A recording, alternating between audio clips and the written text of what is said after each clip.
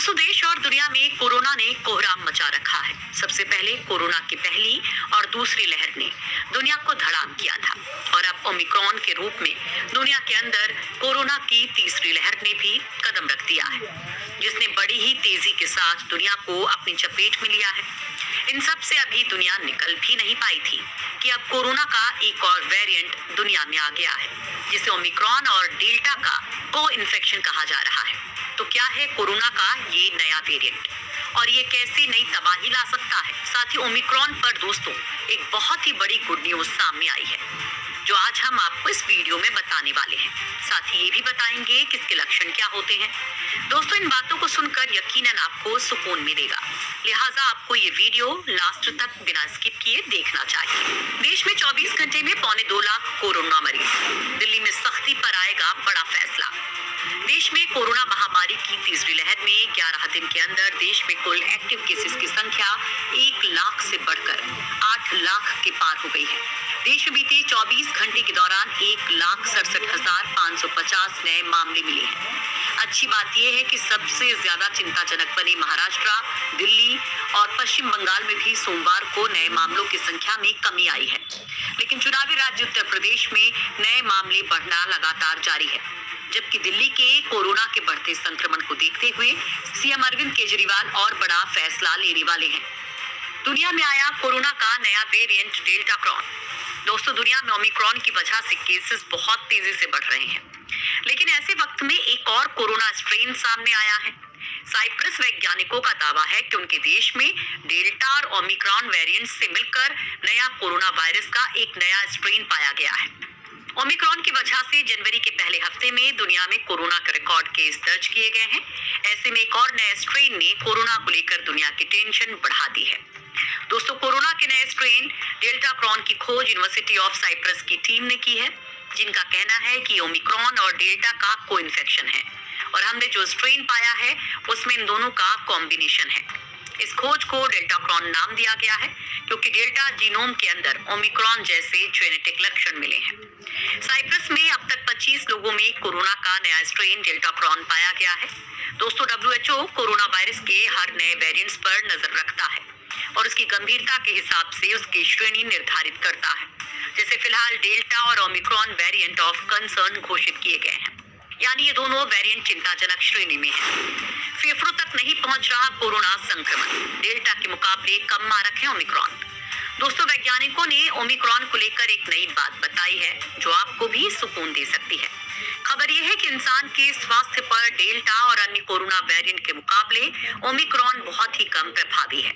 इस बार संक्रमण फेफड़ों तक नहीं रहा, हालांकि इसे हल्का बताकर नजरअंदाज नहीं किया जा रहा है, क्योंकि कोरोना बहुरूपिया है और ये वायरस जैसे जैसे फैलता है वैसे वैसे अपना स्वरूप बदलता है। अभी इसका नया स्वरूप फ्रांस में शुरू हुआ है। आगे कोरोना के नए स्वरूप भी आ सकते हैं, क्योंकि कोरोना जितना फैलेगा उतनी ही आशंका इसके स्वरूप बदलने की है। ये महामारी अप्रत्याशित है, हालांकि अब लोगों की इम्यूनिटी बढ़ रही है। दोस्तों, अमेरिका ने भारत के मुकाबले ज्यादा टीकाकरण किया है। इसके बावजूद वहां पर रोज 9 लाख और ब्रिटेन में 2 लाख केस आ रहे हैं। चूंकि टीका लग चुका है, लिहाजा कोरोना का स्वरूप भी हल्का पड़ रहा है। अब वैज्ञानिक कह रहे हैं कि आने वाले समय में ये महामारी उतनी ज्यादा कहर ढाने वाली नहीं रहेगी और फिर 3 या 4 लहर के बाद खत्म भी हो जाएगी। कोरोना के चलते मुश्किल में जर्मनी सरकार। यूरोपीय देशों में एक बार फिर कोरोना के चलते पाबंदियां लगनी शुरू हो गई हैं। सरकार ने पाबंदियां लगाई तो इनका विरोध भी शुरू हो गया। जर्मनी के कई शहरों में पाबंदियों के विरोध में प्रदर्शन हुए। इनमें हजारों लोगों ने शिरकत की। दूसरी तरफ इटली सरकार वैक्सीनेशन को लेकर सख्त रुख अपनाने जा रही है। खास बात यह है कि जर्मनी में 2 हफ्ते के दौरान 91%, जबकि इटली में 300% कोरोना और ओमिक्रॉन के मामले बढ़ गए। अब पूरे यूरोप में सरकारें वैक्सीनेशन और बूस्टर डोज को मैंडेटरी कर रही हैं। यूरोपीय यूनियन में 69% लोग पूरी तरह से वैक्सीनेटेड हैं। ओमिक्रॉन पर वैक्सीन असरदार है या नहीं?